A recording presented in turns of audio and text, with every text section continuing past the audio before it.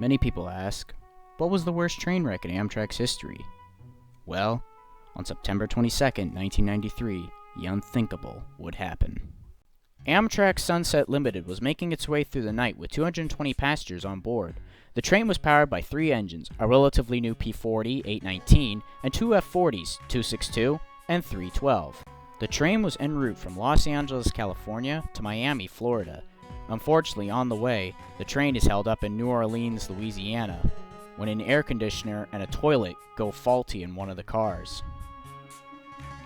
After they were fixed, the train was running about a half hour late, but that wasn't the only trouble that night. Up ahead, at the Big Bayou Wreck Bridge in Mobile, Alabama, a tugboat named Malvilla was lost in the fog, trying to see where he was going. His lead barge accidentally struck the CSX-owned bridge, but the boat wasn't aground, so he kept going.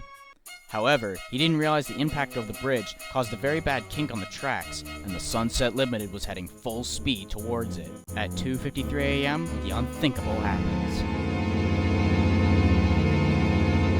The train derails, doing almost 70 miles an hour. The bridge snaps, and the coaches tumble down. Dawn reveals all.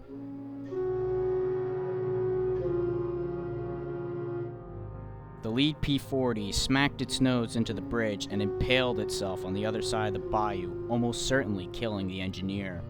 You can see the superliner dangerously hanging over what was left of the bridge. Just imagine the luck of those passengers in that one car and the ones behind. Not so lucky were the ones in the cars that went straight into the snake and crocodile-infested waters. Listen to this chilling 911 call by the conductor when the wreck occurred. Chilling. We're on the Mobile River. The bridge is going up. We got cars burning, people in the river. Can't swim. We need help. Any kind of help you can get down here. To make matters worse, fuel from all 3 engines leaked into the river, setting one of the cars on fire. It was literally hell on earth for the passengers. You could either be eaten by a crocodile or bitten by a snake, burned alive in one of the cars, or drowned in the deep water. 47 people died, 103 sustained injuries. Despite this, the accident is both complex and avoidable. First off, the tugboat was having trouble with its sonar, basically its GPS, so he made a wrong turn. The radar indicated the bridge was just another tugboat. The tugboat driver also lacked a chart of the waters to help him with navigation. The bridge also had an unfinished swinging capability, which wasn't finished, and the span wasn't secure if something were to hit it, like a tugboat barge. When the bridge was hit, the welded rails simply didn't break, but bent into a very nasty kink, making it impossible for any train to cross it safely, especially at high speed. Finally, if the delay hadn't been present, the train would have passed 20 minutes ahead of the tugboat, and no disaster would have occurred. Of course, this wasn't the end of the story for the Sunset Limited.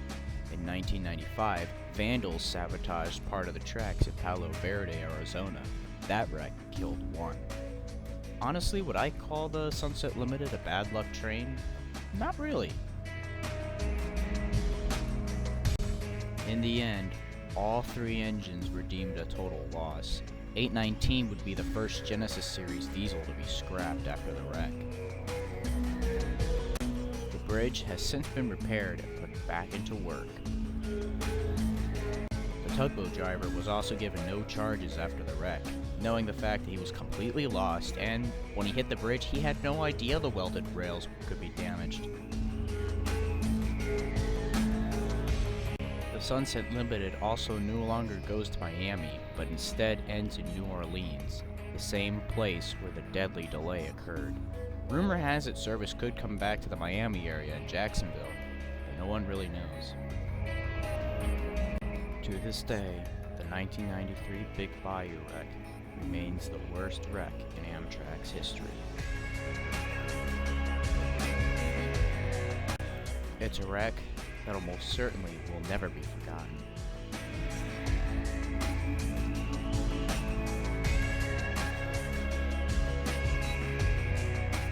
However, despite the severity of the accident, many lessons were learned that day.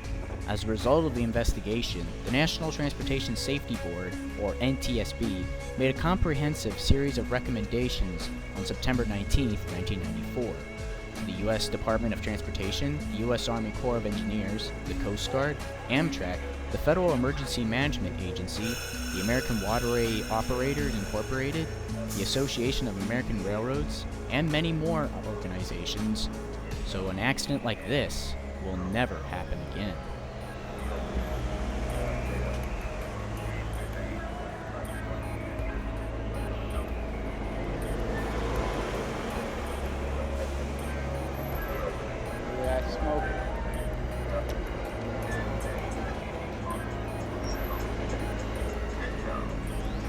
Oh, hello.